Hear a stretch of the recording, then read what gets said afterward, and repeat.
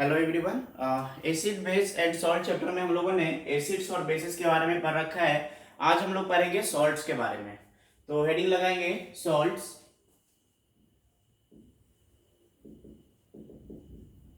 Salt क्या होता है कि जब भी जनरली जो सॉल्ट बनता है वो कैसे बनता है कि न्यूट्रलाइजेशन रिएक्शन, जब एसिड और बेस का न्यूट्रलाइजेशन होता है तो हमारे पास क्या बनता था, सॉल्ट और वाटर। तो जनरली सॉल्ट का जो फॉर्मेशन होता है वो कैसे होता है, एसिड और बेस के रिएक्शंस के थ्रू। तो लिख लेंगे इसके अंदर generally generally salts are formed by reaction of acids and bases, reaction of acid and base। Acid और बेस के, जब एसिड और बेस आपस में रिएक्ट करते हैं तो वाटर बनता है और साथ में एक और प्रोडक्ट बनता है जिसको हम लोग क्या बोलते हैं, सॉल्ट बोलते हैं। ठीक है, तो सॉल्ट कैसे बना, एसिड और बेस के रिएक्शन से। अब अगर हम बात करते हैं कि सॉल्ट को अगर हम ऑन द नेचर कि हम लोग किस तरीके से क्लासिफाई करते हैं, तो अलग अलग तरीका है क्लासिफाई करने का सॉल्ट्स को। ठीक है ना, जैसे अगर हम लोग उसके स्ट्रक्चर पे क्लासिफाई करें तो देखते हैं क्या कि सिंपल सॉल्ट हो सकता है, या फिर डबल सॉल्ट हो सकता है, या फिर कॉम्प्लेक्स सॉल्ट हो सकता है। ठीक है ना, जैसे अगर हम बात कर लेते हैं ब्रॉडली टाइप्स ऑफ सॉल्ट। ठीक है ना, types of salt, types of salt. तो पहला जो टाइप हम लोग देखने जा रहे हैं कि on the basis of their structure. ठीक है ना, ऑन द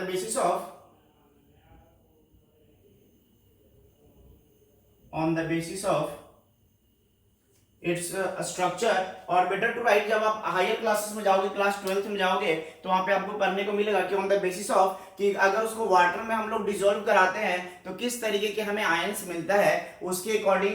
तो हम लोग सिंपली इस तरीके से पढ़ लेते हैं कि टाइप्स ऑफ सॉल्ट में हम लोग पहला जो है टाइप 1 या टाइप ए कर देते हैं, टाइप 1, जिसमें हम लोग पढ़ेंगे तीन तरीके के सॉल्ट, जिसमें पहला है हमारा सिंपल सॉल्ट, दूसरा है डबल सॉल्ट, और तीसरा है कॉम्प्लेक्स सॉल्ट। ठीक है, सिंपल सॉल्ट मतलब जो सिंपली हमें जो सॉल्ट मिलता है, जैसे एग्जांपल में अगर हम बात करते हैं सिंपल सॉल्ट मतलब जैसे NaCl, MgSO4, ठीक है, CaSO4, तो ये सब जो सॉल्ट है हमारे पास वो कैसा है, सिंपल सॉल्ट है। डबल सॉल्ट करने का मतलब कि इसमें दो दो एनायंस और दो दो कैटायंस होंगे। ठीक है ना, सिंपल सॉल्ट में क्या हुआ, एक एनायन था और एक कैटायन था, इसमें Na प्लस कैटायन है और Cl माइनस एनायन है, इसमें Mg+2 प्लस कैटायन है और SO4 माइनस एनायन है। डबल सॉल्ट मतलब क्या हुआ कि अभी 10th लेवल पे बस इतना समझते हैं कि इसमें क्या होगा, एक से ज्यादा टाइप के एनायंस और एक से ज्यादा टाइप के कैटायंस होंगे, जिसको अगर हम वाटर में डिसॉल्व करते हैं तो सभी आयंस का अपना आइडेंटिटी दिखता है। जैसे बात कर लेते हैं सपोज कि आपने सुना होगा पोटास एलम का नाम, फिटकिरी का नाम सुना है ना, पोटास एलम। पोटास एलम क्या होता है, that is K2SO4 Al2SO4 whole thrice dot 24H2। तो इस तरीके के जो सॉल्ट है, देखो इसमें क्या है, डबल सॉल्ट इसको क्यों बोल रहा है, क्योंकि इसमें दो दो सॉल्ट है, देख रहे हो K2SO4 भी है और Al2SO4 भी है, मतलब पोटेशियम का भी सल्फेट है और एल्यूमिनियम का भी सल्फेट है। तो इसमें दो दो हमारे पास सिंपल तरीके के सॉल्ट जो है आपस में जुड़े हुए हैं, तो इस तरीके के सॉल्ट को हम लोग क्या बोलेंगे, डबल सॉल्ट बोलेंगे। और कॉम्प्लेक्स सॉल्ट जो होता है, जैसे मान लेते एग्जांपल K4FeCN होल 6, इस तरीके से लिखा रहता है। तो ये जो स्क्वायर ब्रैकेट कॉम्प्लेक्स सॉल्ट को पहचानेंगे कैसे कि कौन सा कॉम्प्लेक्स सॉल्ट है, जब भी यह स्क्वायर ब्रैकेट आपको ऐसा दिखे ना कि स्क्वायर ब्रैकेट में कोई भी कंपाउंड लिखा हुआ है, कोई भी सॉल्ट लिखा हुआ है, मतलब समझ जाना कि वो कैसा सॉल्ट है, कॉम्प्लेक्स सॉल्ट है। समझ मारी बात। तो कॉम्प्लेक्स सॉल्ट में ये जो हमारा होता है इसको हम लोग बोलते हैं, जानने का भी जरूरत नहीं है, बस इतना समझ लो कि ऐसे अगर स्क्वायर ब्रैकेट में अगर कोई भी लिखा हुआ इधर हो या फिर इधर, ये अगर हमारे पास पोटेशियम इधर लिख दिया, हो सकता है कि कुछ इधर में लिखा हुआ हो, इधर में मेटल नहीं हो, मेटल केवल एक ही हो इधर। ठीक है, तो इस तरीके का सॉल्ट अगर आपको दिख जाए जिसमें स्क्वायर ब्रैकेट ऐसे लगा हुआ है, तो ये कौन सा सॉल्ट हो जाएगा, कॉम्प्लेक्स सॉल्ट। दो दो सॉल्ट लिखा हुआ है तो कौन सा सॉल्ट हो जाएगा, डबल सॉल्ट, और ऐसे सिंपल एक सॉल्ट लिखा हुआ है तो ये क्या हो जाएगा हमारा, सिंपल सॉल्ट। तो ये था टाइप 1 हमारा क्लासिफिकेशन का कि किस तरीके से हम लोग सॉल्ट को क्लासिफाई करते हैं। तो एक है हमारा सिंपल सॉल्ट, एक है डबल सॉल्ट और एक है कॉम्प्लेक्स सॉल्ट। दूसरा तरीके से अगर हम देख लें कि ऑन द बेसिस ऑफ कि नेचर, जैसे हम लोगों ने क्या बना कि सॉल्ट कैसे बनता है, एसिड और बेस के रिएक्शन से बनता है, तो एसिड और बेस के नेचर के ऊपर भी सॉल्ट का नेचर डिपेंड करेगा, ठीक है ना। तो हम लोग पढ़ सकते हैं कि सॉल्ट जो है या तो स्ट्रॉन्ग एसिड और स्ट्रॉन्ग बेस से मिलकर बना होगा, या फिर वीक एसिड और वीक बेस से मिलकर बना होगा, या फिर एक स्ट्रॉन्ग रहा होगा दूसरा वीक रहा होगा। तो हम लोग नेक्स्ट हेडिंग लिखेंगे types of salt, types of salt on the basis of nature of acid and base। जो एसिड और बेस से मिलके सॉल्ट बना हुआ है उसके अकॉर्डिंग सॉल्ट को हम लोग तीन तरीके से, बेसिकली बोल सकते हैं चार तरीके से क्लासिफाई करेंगे। जिसमें पहला है हमारा इसके अंदर that is salt of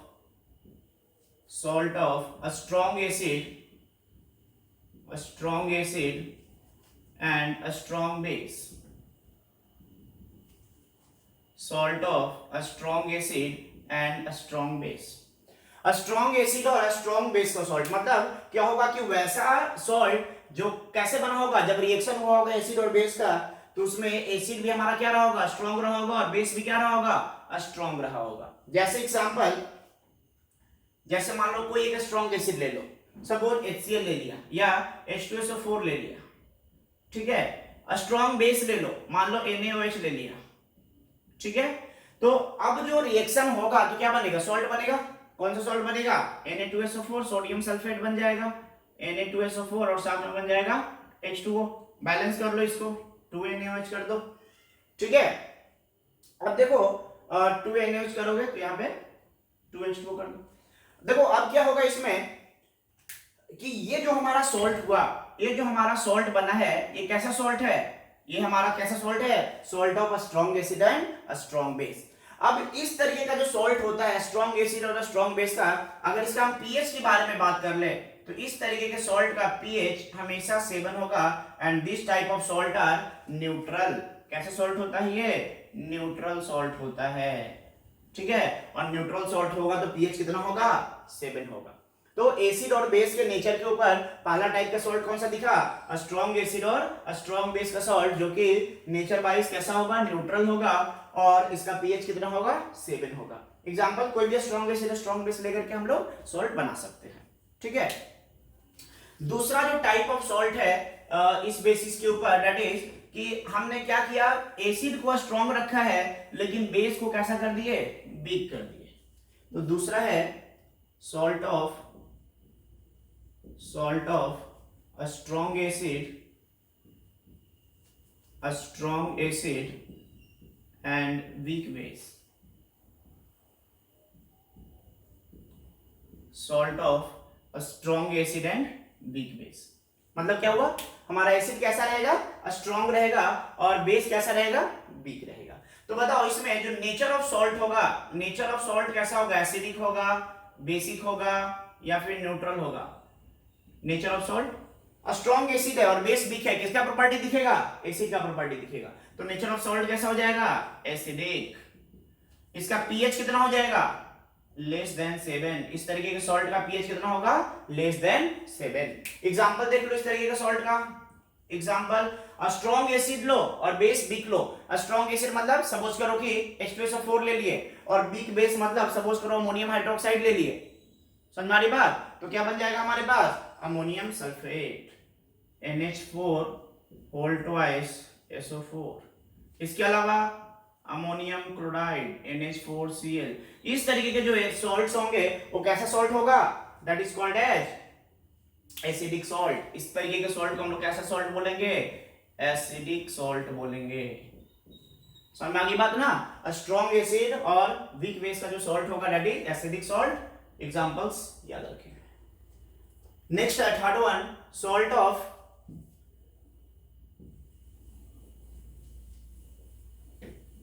salt of weak acid and strong base. Acid weak कर देते हैं और बेस स्ट्रॉन्ग कर देते हैं। That is third one, salt of weak acid and a strong base।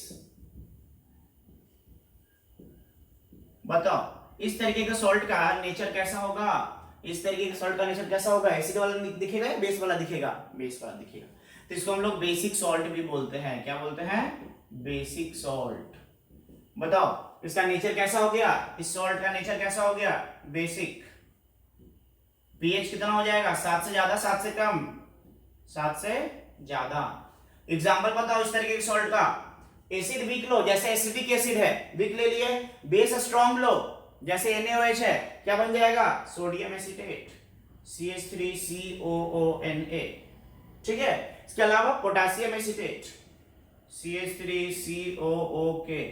तो इस तरीके के जो सॉल्ट हमारे पास होंगे उसमें क्या है, ये हमारा कैसा एसिड है, वीक एसिड, और ये किसका पार्ट है, बेस का पार्ट है। ठीक है, स्ट्रॉन्ग बेस का। तो कैसा नेचर होगा इसका, बेसिक नेचर का ये सॉल्ट होगा। और चौथा है, दोनों हम लोग वीक ले लेते हैं। ठीक है, दोनों हम लोग क्या कर ले, वीक ले लें। Fourth one is salt of weak acid and weak base. Fourth one is salt of weak acid and weak base. ठीक है।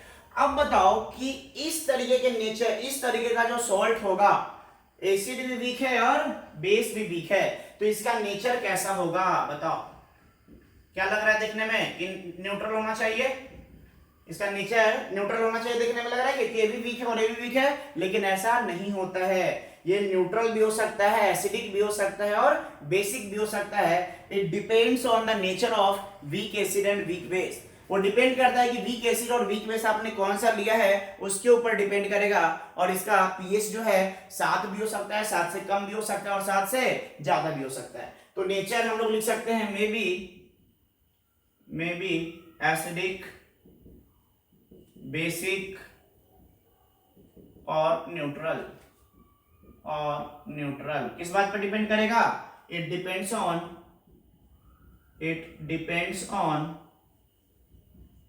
Nature of weak acid and weak base. अब दिमाग में प्रश्न ये उठ रहा होगा कि पता कैसे करेंगे कि जो सॉल्ट हमारा बना है वो एसिडिक होगा या बेसिक होगा या न्यूट्रल होगा। तो उसके लिए हमें वीक एसिड और वीक बेस का कुछ डेटा दिया हुआ रहेगा, उस डेटा के अकॉर्डिंग जो हम लोग पता करते हैं। तो फिलहाल क्लास 10th लेवल तक वो डेटा जो है आपको नहीं देखने को मिलेगा और ये पता करने के लिए भी नहीं पूछ जाएगा। वो जब आप क्लास 11th में जाएंगे तो वहां पे आपको बताया जाएगा कि किस तरीके से हम नेचर ऑफ सॉल्ट पता करेंगे कि वो एसिडिक होगा, बेसिक होगा या फिर न्यूट्रल होगा। तो बताओ पीएच कितना हो जाएगा इसका, पीएच 7 भी हो सकता है, 7 से ग्रेटर भी हो सकता है और 7 से लेस भी हो सकता है। इक्वल टू 7 और लेस देन 7 और greater than 7। That depends on the nature of weak acid and weak base.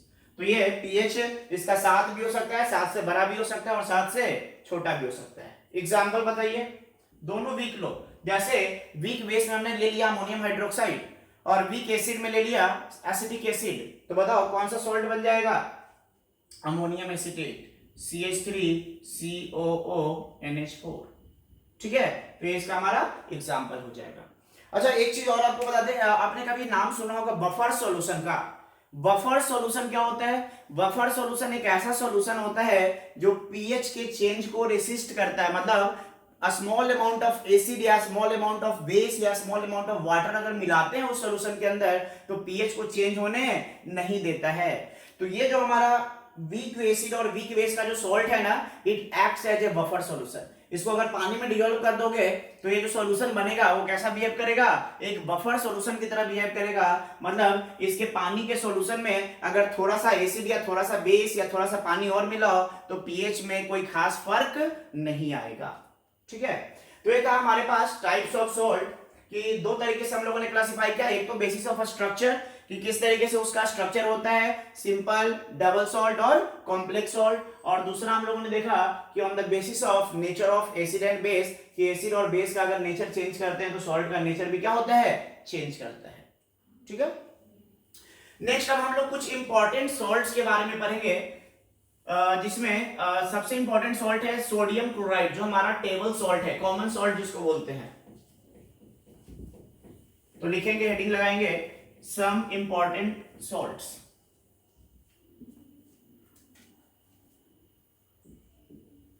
Some important salts, जिसमें पहला है हमारे पास दैट इज NaCl। इसका नाम क्या है, सोडियम क्लोराइड। सोडियम क्लोराइड, ठीक है, इसको हम लोग कॉमन सॉल्ट या टेबल सॉल्ट के नाम से भी जानते हैं। कहां से मिलता है NaCl? NaCl कैसे मिलता है? समुद्र से। समुद्र के पानी को अगर हम इवेपोराइज करा दें तो जो उसमें सॉल्ट बचेगा, बहुत सारा सॉल्ट होता है उसमें, हम लोग NaCl को सेपरेट कर लेते हैं। ठीक है, through the process of crystallisation. तो ये हमारा NaCl का प्रिपरेशन है कि NaCl हमें कहां से मिलता है, तो NaCl हमें कहां से मिलता है, सी वाटर से मिलता है, सेलाइन वाटर से मिलता है। अब देखो, NaCl को अगर पानी में डिसॉल्व करते हैं, मतलब NaCl का अगर एक्वस सॉल्यूशन बनाते हैं तो उस सॉल्यूशन को हम लोग क्या बोलते हैं, ब्राइन सॉल्यूशन बोलते हैं। तो टर्म याद रखेंगे, ब्राइन सॉल्यूशन क्या होता है, या फिर ब्राइन भी बोलते हैं इसको। ब्राइन क्या होता है, aqueous solution of NaCl is called as brine. Aqueous solution of NaCl is called as brine.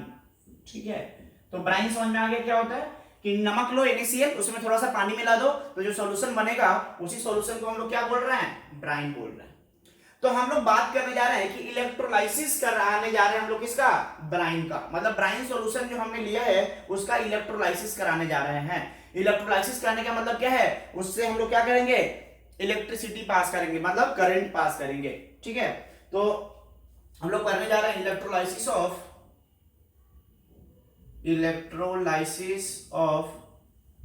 Bryan. Bryan मतलब समझ में आ गई बात, एक्वस NaCl।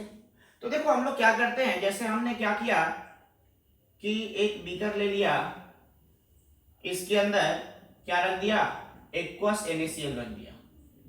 क्या रख दिया, aqueous NaCl, that is called as brine solution. क्या रखा हुआ है इसके अंदर, ब्राइन सॉल्यूशन। ठीक है ना। अब क्या करते हैं, इसमें दो इलेक्ट्रोड लगाते हैं। इलेक्ट्रोड क्या होता है, मेटल प्लेट। ठीक है ना, दो हमने क्या कर दिया, मेटल प्लेट लगा दिया। तो दो मेटल प्लेट है, जिसमें एक को हम लोग बोलते हैं एनोड और एक को बोलते हैं कैथोड। ठीक है, और इसको क्या कर दिया, बैटरी से कनेक्ट कर दिया। ठीक है, ये हमारा पॉजिटिव टर्मिनल होता है, ये निगेटिव टर्मिनल होता है। तो इसको हम लोग बोलते हैं एनोड। क्या बोलते हैं, एनोड।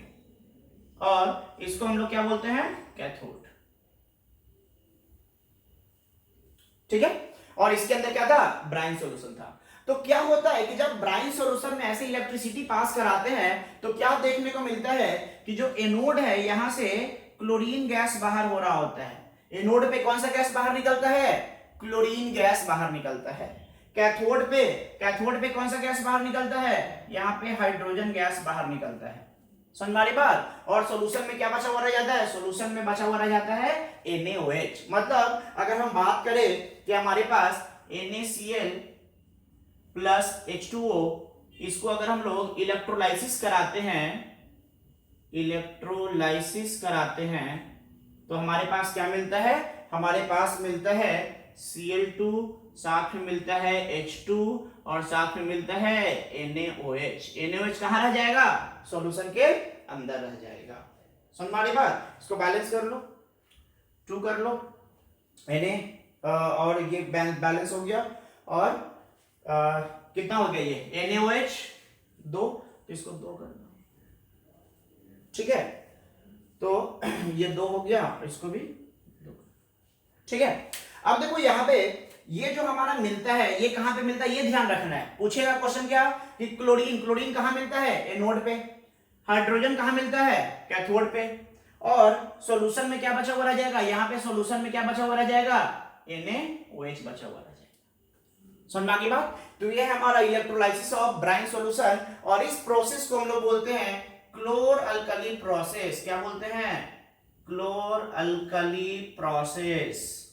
क्यों बोलते हैं क्लोर अल्कली प्रोसेस? देखो, क्लोर जो आया है वो किसके लिए आया है? क्लोरीन के लिए आया है। क्या यहाँ पे क्लोरीन मिल रहा है? बिल्कुल मिल रहा है।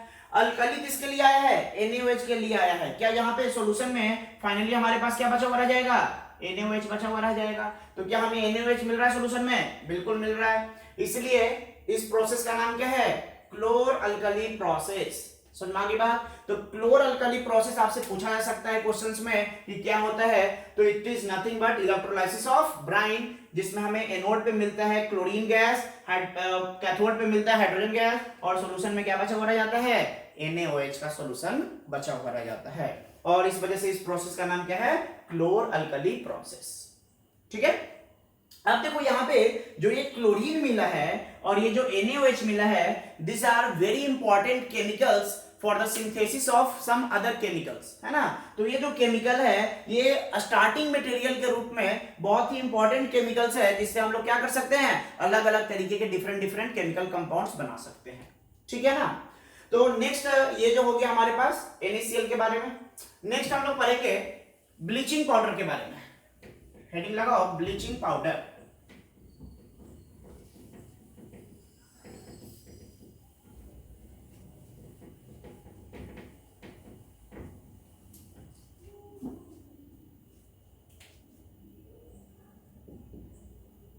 नाम सुना है ब्लीचिंग पाउडर का? ब्लीचिंग पाउडर क्या फॉर्मूला होता है ब्लीचिंग पाउडर का? फिलहाल के लिए हम लोग लिख देते हैं कैल्शियम ऑक्सीक्लोराइड, CaOCl2 बोलते हैं इसको। ठीक है। तो बनता कैसे है ब्लीचिंग पाउडर? हम लोग क्या करते हैं कि ये जो क्लोरीन मिला था ना, इसको सिलेक्ट लाइन से पास कराते हैं, मतलब सिलेक्ट लाइन के साथ रिएक्शन कराते हैं। सिलेक्ट लाइन क्या होता है? कैल्शियम हाइड्रोक्साइड और जो क्लोरीन अभी मिला था, क्लोर अल्कली प्रोसेस है, उसको अगर कलेक्ट करके हम लोग यहाँ पे इसके साथ रिएक्शन कराए तो हमें मिल जाता है CaOCl2 और साथ में मिल जाता है H2O। समझ में आ गई बात? तो ये जो हमारा है इसी को हम लोग क्या बोल रहे हैं? ब्लीचिंग पाउडर बोल रहे हैं। क्या बोल रहे हैं? Bleaching powder. ठीक है। तो इसको हम लोग क्या बोलते हैं? इसको हम लोग बोलते हैं स्लेक्ट लाइन। क्या बोलते हैं? Slaked lime. तो अगर आपसे पूछ दे कि बताओ ब्लीचिंग पाउडर कैसे बनता है, तो स्लेक्ट लाइन को अगर क्लोरीन के साथ रिएक्शन कराते हैं तो हमें क्या मिलता है? ब्लीचिंग पाउडर मिलता है। और ब्लीचिंग पाउडर का यूज कहां कहां होता है बताओ? यूजेस ऑफ ब्लीचिंग पाउडर बताओ। ब्लीच करने के लिए यूज करते हैं, जैसे टेक्सटाइल इंडस्ट्री में, पेपर इंडस्ट्रीज में। ठीक है ना। तो यूज में लिख लेंगे पहला कि यूज्ड इन टेक्सटाइल इंडस्ट्रीज। दूसरा paper industries, used in paper industry.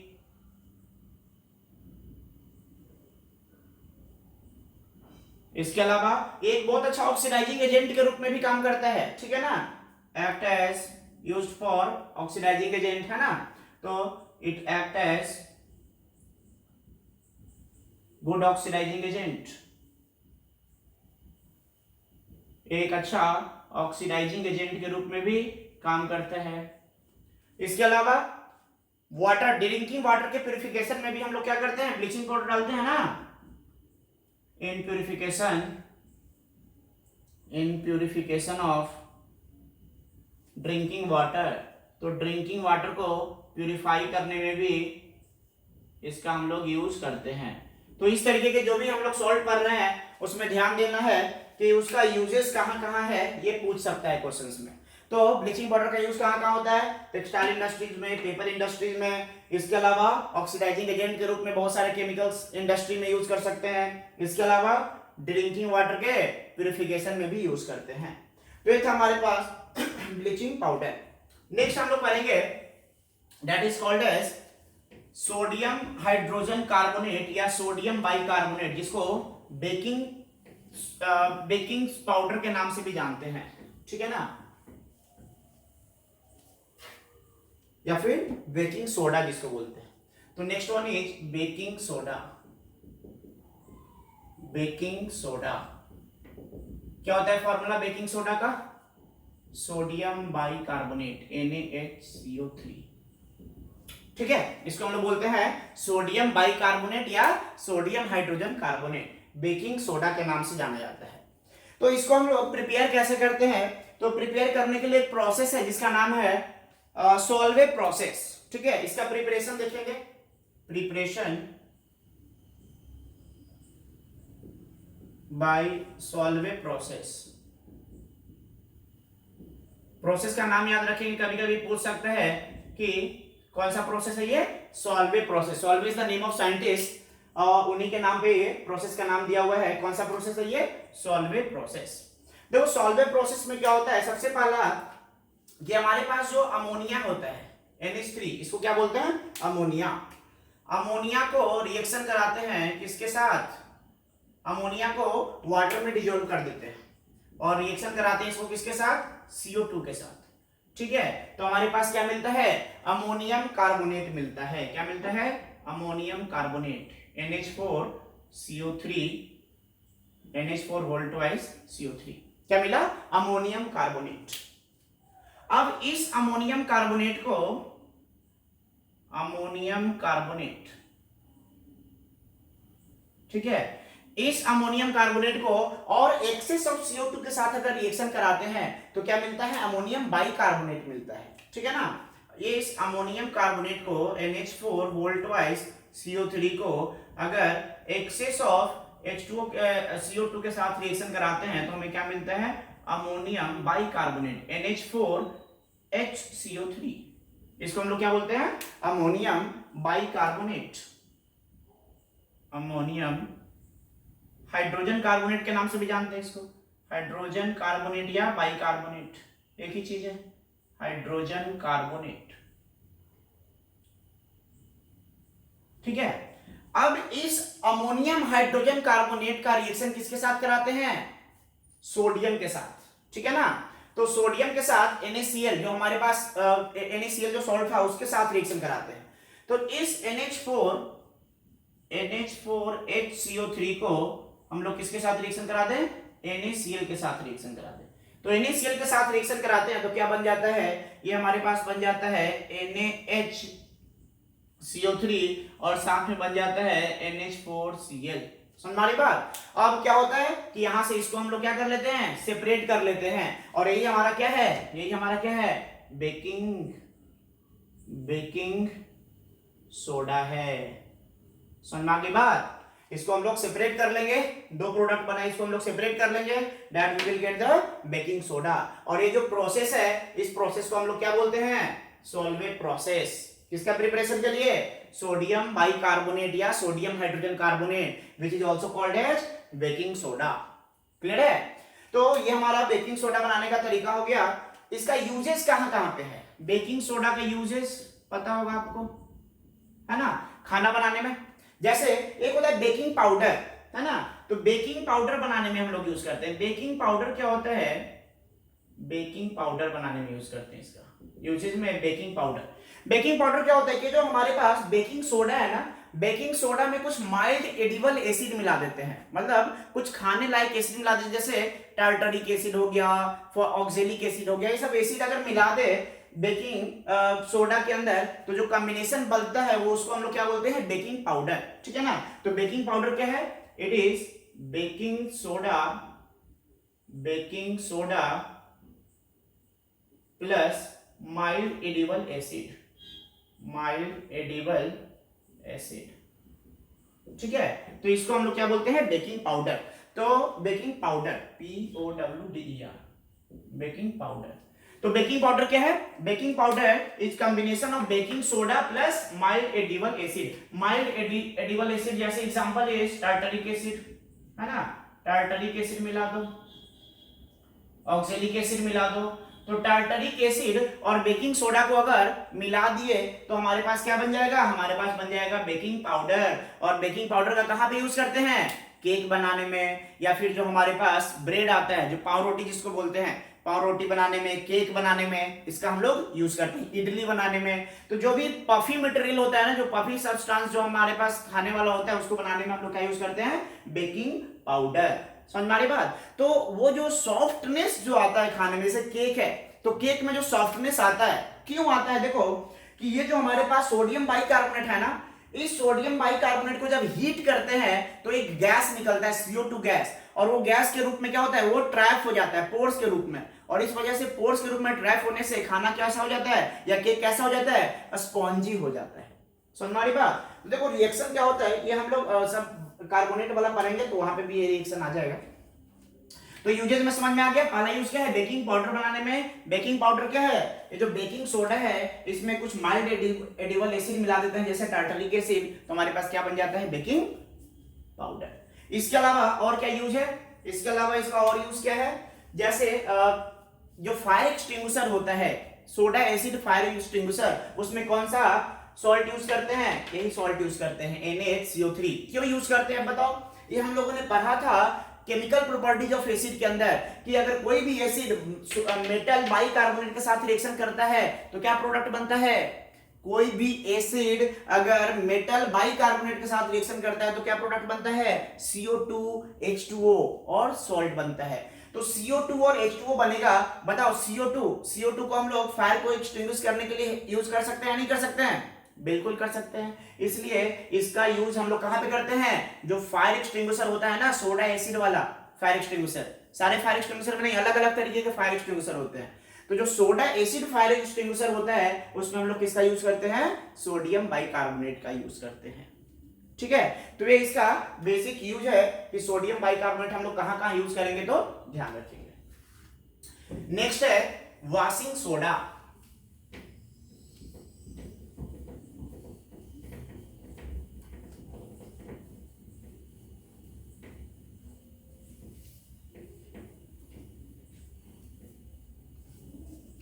Next one is washing soda. Washing soda का फॉर्मूला क्या है, sodium carbonate decahydrate, sodium carbonate Na2CO3 dot 10H2O।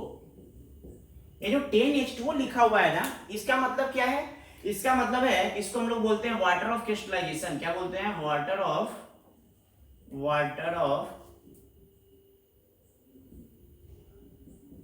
Crystallisation. समझ में आ गई बात। तो इसमें कितने वाटर ऑफ क्रिस्टलाइजेशन होते हैं, कितने मोल, 10 मोल। क्लियर है। अब देखो ये बनता कैसे है, जो हमारे पास बेकिंग सोडा जो बना हुआ था, NaHCO3 हम लोग कहां से बनाए थे, NaHCO3 कैसे बनाए थे, सोलवेंट प्रोसेस के थ्रू। तो इसको अगर हम लोग हीट कर दें, तो क्या बन जाता है, sodium carbonate plus CO2 plus H2O। समझ में आ गई बात। और ये जो सोडियम कार्बोनेट बन गया, इस सोडियम कार्बोनेट को अगर हम लोग क्या कर दे, हाइड्रेटेड कर दे, 10 मोल H2O दे दे, तो क्या बन जाता है, ये बन जाता है हमारे पास Na2CO3 dot 10H2O।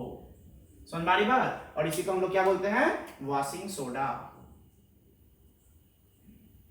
Washing soda, ठीक है।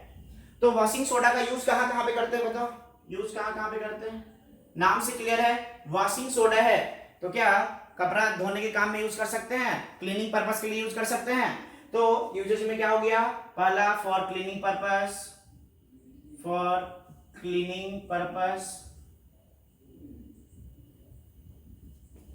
इसके अलावा जो हमारे पास ग्लास इंडस्ट्री जो होता है ना, उसमें भी हम लोग यूज करते हैं। ग्लास में जो है सोडियम कार्बोनेट यूज होता है इन मेकिंग ग्लास, ठीक है। इसके अलावा और कहां पे यूज करेंगे इसका, हार्डनेस ऑफ वाटर का हार्डनेस ऑफ वाटर, जो हार्ड वाटर होता है ना, उसका हार्डनेस को रिमूव करने में हम लोग वॉशिंग सोडा का यूज करते हैं। For removal of permanent hardness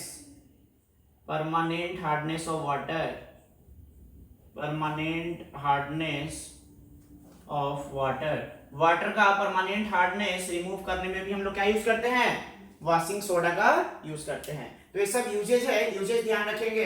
नाम से क्लियर है, वॉशिंग सोडा मतलब कपड़ा उपड़ा धोने क्लीनिंग पर्पस के लिए इसका यूज करेंगे। इसके अलावा ग्लास इंडस्ट्रीज में इसका यूज होता है। इसके अलावा परमानेंट हार्डनेस ऑफ वाटर को रिमूव करने में भी हम लोग वॉशिंग सोडा का यूज करते हैं। ठीक है, इसमें 10 जो होता है वाटर क्रिस्टलाइजेशन कितना होता है, 10 होता है, इसको ध्यान रखेंगे। नेक्स्ट है that is plaster of Paris.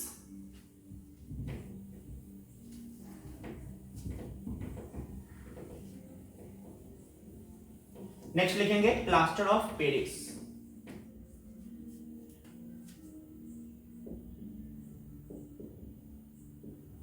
Plaster of Paris,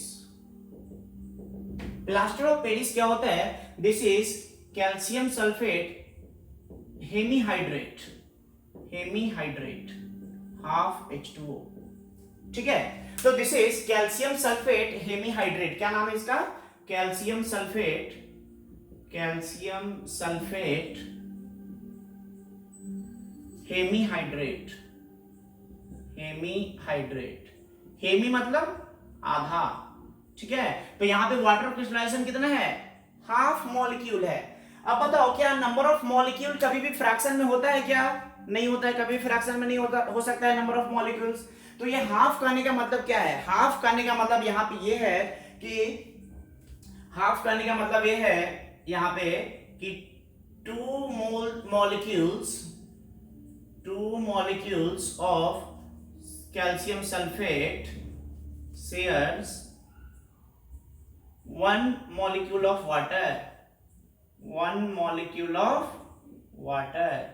समझ में आ गई बात, 2 मॉलिक्यूल कैल्शियम सल्फेट का 1 मॉलिक्यूल वाटर को शेयर करता है, मतलब इधर कैल्शियम सल्फेट है, इधर भी कैल्शियम सल्फेट है ना, कैल्शियम सल्फेट का 2 मॉलिक्यूल है और यहाँ पे वाटर 1 मॉलिक्यूल है, और ये इसके साथ भी शेयर है और ये इसके साथ भी शेयर है। तो बताओ एक के हिस्से में कितना आएगा, एक के हिस्से में आधा ही तो आएगा, इसलिए इसका फॉर्मूला क्या है, CaSO4 डॉट हाफ H2O। तो कभी कभी क्वेश्चन ये पूछा जा सकता है कि यहाँ पे हाफ H2O कहने का मतलब क्या है, यहाँ पे हाफ H2O कहने का मतलब है कि 2 मॉलिक्यूल CaSO4 का जो है वो 1 मॉलिक्यूल वाटर को शेयर कर रहा है, इसलिए एक के हिस्से में कितना भाग आ रहा है, केवल आधा भाग ही वाटर मॉलिक्यूल का आ रहा है, इसलिए फॉर्मूला ऐसे लिखा हुआ है। ठीक है, अब बात करते हैं कि ये बनता कैसे है।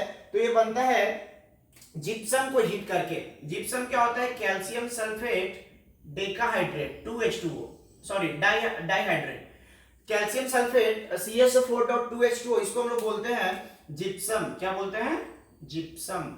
नाम याद रखेंगे, फॉर्मूला याद रखेंगे। जिप्सम को अगर हम हीट कर दे, अगर हम इसको हीट कर देते हैं कितना टेम्परेचर पे, 100 डिग्री सेल्सियस पे, कितना पे, 100 डिग्री सेल्सियस पे अगर हम इसको हीट कर दे तो ये हमारा बन जाता है CaSO4 डॉट हाफ H2O, और कुछ वाटर मॉलिक्यूल जो है 3/2 वाटर मॉलिक्यूल ये जो होता है वो क्या हो जाता है, उड़ जाता है, बाहर निकल जाता है वेपर के फॉर्म में। तो ये जो हमारा मिला, इसी कंपाउंड को हम लोग क्या बोलते हैं, प्लास्टर ऑफ पेरिस। क्या बोलते हैं, प्लास्टर ऑफ पेरिस। और प्लास्टर ऑफ पेरिस का यूज कहां पे होता है, जब हड्डी वड्डी टूट जाता है ना तो डॉक्टर प्लास्टर लगाता है ना, तो उसमें कौन सा यूज करते हैं, यही प्लास्टर ऑफ पेरिस यूज करते हैं, कैल्शियम सल्फेट हेमीहाइड्रेट। और जैसे ही इसको वाटर देते हैं, जैसे ही इसको वाटर देंगे वापस से किसमें बन जाएगा, ये वापस से जिप्सम में कन्वर्ट हो जाता है। तो जब हड्डी वगैरह टूट जाता है, जो डॉक्टर यूज करते हैं जो पाउडर, वो किसका पाउडर होता है, प्लास्टर ऑफ पेरिस का पाउडर होता है। और जैसे ही उसमें पानी मिलाते हैं और पानी मिलाने के बाद वापस जो सॉलिड बन जाता है ना, देखते हो लगाने के बाद, जैसे हाथ टूट गया किसी का, प्लास्टर लगता है तो कितना हार्ड हो जाता है, वो हार्ड किसकी वजह से हो जाता है, जैसे ही इसमें वाटर मॉलिक्यूल दोगे वापस किस में कन्वर्ट हो जाएगा, वो जिप्सम में कन्वर्ट हो जाता है। और जिप्सम जो होता है बहुत ही हार्ड होता है, जो क्या करता है, बिल्कुल ऐसे हड्डी को ऐसे पकड़ के रखता है ताकि उसको मूवमेंट ना होने दे, और इससे क्या हो जाता है, हमारा जो हड्डी जो टूट जाता है वो वापस से जुड़ जाता है। ठीक है ना, तो उसको पकड़ के रखने में मतलब ये हार्ड मटेरियल हो जाता है, हार्ड मटेरियल बन जाता है वापस से जिप्सम, ताकि उसके मूवमेंट को क्या कर सकते हैं, वो रोक के रख सकता है। तो ये था हमारा प्लास्टर ऑफ पेरिस। तो इसका नाम याद रखेंगे, calcium sulphate hemihydrate half H2 होता है। ये बनता कैसे है, जिप्सम को 100 डिग्री सेल्सियस हीट करने पे बनता है, और वापस में अगर प्लास्टर ऑफ पेरिस में वापस अगर वाटर मॉलिक्यूल्स मिलाओगे तो फिर से क्या बन जाएगा, फिर से वो जिप्सम बन जाएगा, और जिप्सम एक बहुत ही हार्ड सब्सटेंस होता है। ठीक है, तो ये था हमारे पास एसिड बेस और सॉल्ट्स का थ्योरीज जो आज कंप्लीट हो गया। सॉल्ट्स बचा हुआ था, सॉल्ट्स हमारा कंप्लीट हो गया। होप आप एंजॉय कर रहे होगे और ये चैप्टर जो है आपको पूरा समझ में आया होगा। Okay, thank you.